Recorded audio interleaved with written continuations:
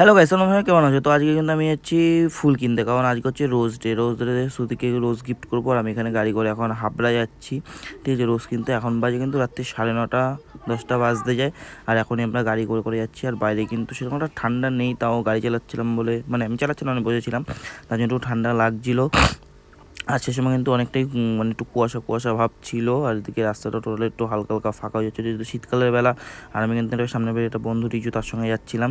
আর আমরা কিনতে কিনতে কিনতে কিনতে চলে গেছিলাম। তারপর আমরা কিন্তু অলরেডি ফুলের দোকানে চলে গেছি হাবড়াতে। আর এখানে ফুল কাটিং ফাটিং করে আমাকে দিচ্ছিল, আমি গোলাপটা নিচ্ছিলাম। তো তোমরা দেখো কেমনভাবে সাজায় কি করে। তো ফাইনালি কিন্তু আমাদের ফুলের এখানে রেডি হচ্ছে, ঠিক আছে। নানা অনেক রকমের ফুল আছে, কিন্তু লাল ফুলই ঠিক আছে বল। হ্যাঁ, আর আমরা আছি এখন হাবড়া।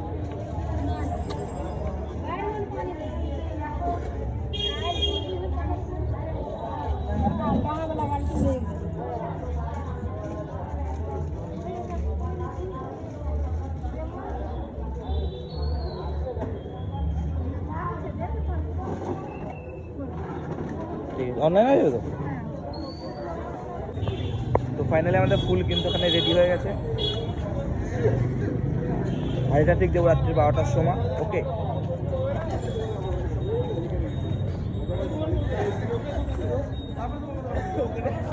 তারপর কিন্তু আমরা বাড়ির দিকে রওনা দিয়ে গেছিলাম, কারণ এখন আমাদের প্ল্যান হঠাৎ হয়েছিল যে আমরা ক্যাফে যাবো রাত্রি 10:30টার সময়। তাই শ্রুতিকে ফোন করে বলে দিয়েছিলাম যে তুমি রেডি ফেডি হয়ে থাকো। তারপর আমরা বাড়ি চলে গিয়ে ফুল টুল রেখে এলাম। আর যেতে যেতে এখানে গাড়ির তেল কিন্তু শেষ হয়ে গেছিলো, তাই আমাদের কিন্তু এখন গাড়ির তেলটা দুঃখ করে শেষ হয়ে গেছে, ঠিক আছে। এবার যদি তেল পাই তো ভালো কথা। আর আমরা এখন কোথায় যাচ্ছি কি যাচ্ছি সেগুলো পরে বলবো। ফাইনালি কিন্তু আমি এখন তেল পেয়ে গেছি।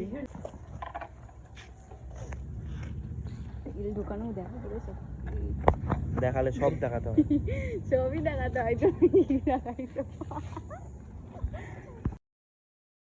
তারপর ফাইনালি কিন্তু আমরা ক্যাফের মধ্যে চলেছিলাম। আর এখানে একটু ক্যাফের সাইডে ফাইডে ভিডিও করে নিয়ে নিচ্ছিলাম। আর ও বারবার আমার ভিডিও নিচ্ছিল, আমি তো দেখছিলাম যে কেমন লাগছে। কারণ অনেকদিন পরেই ক্যাফেটাতে আসা হলো, না হলেও মিনিমাম 1-1.5 বছর তো হয়েই গেছে, বিয়ের পরে দিকে আসিনি আর, ঠিক আছে।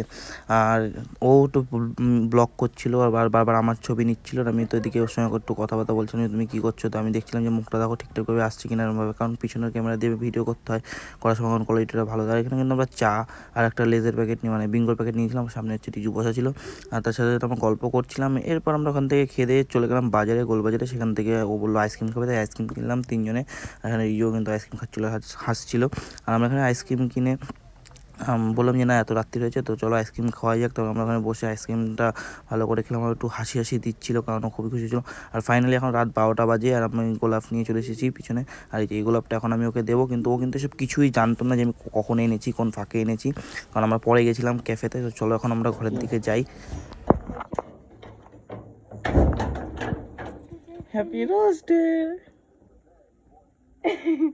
মানে এটা ঘুরতে গেল তুমি? কেমন লাগলো? এটা কখন আনলে? তাই তো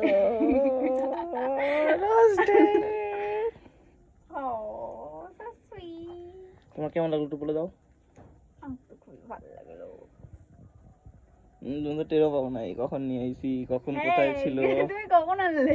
ও কিন্তু গাইস কিচ্ছু জানে না, আমি তো তোমাদের ব্লগটাতে সবই দেখিয়েছি ভিডিও করে করে, তোমরা ব্লগটা পুরোটা দেখে ও নেবে। তার মানে তুমি এইটা বলছিলে যে হচ্ছে এই ব্লগটা অন্য।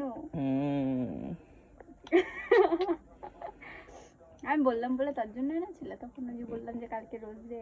না, এটা আমার অনেক আগের দিয়ে প্ল্যান ছিল, কিন্তু তুমি তো সব প্ল্যানের আগের দিয়ে মে করো। ও নাইস, ঠিক আছে। তো গাইস তোমাদের এই রোজ ডে ব্লগটা কেমন লাগলো, তো অনেকটাই খুশি হয়েছে, সেটা তো আমি ভালো করে মুখ দেখে তোমরা বুঝে নিয়েছো, ঠিক আছে। তো আবার দেখা হবে নেক্সট ব্লগে।